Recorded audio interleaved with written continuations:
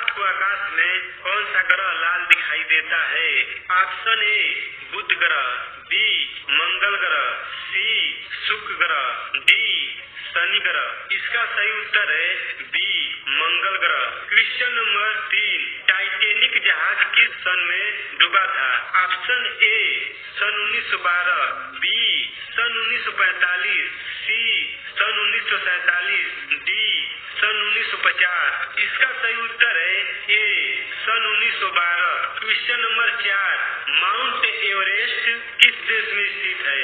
Option A भारत, B Nepal, C चीन, D Bhutan. इसका सही उत्तर है बी नेपाल। क्वेश्चन नंबर 5, सफेद रेगिस्तान भारत के किस राज्य में स्थित है?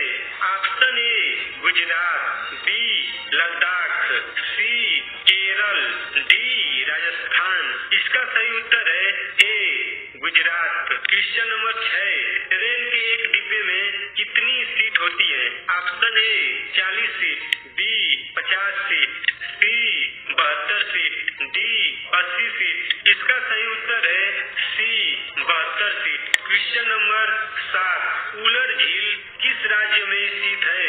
Option A Tamil Nadu, B Kerala, C Karnataka, D Jammu Kashmir. इसका सही उत्तर है D Jammu Kashmir. Question number 8, तंबाकू उत्पादन में कौन सा देश प्रथम स्थान पर है?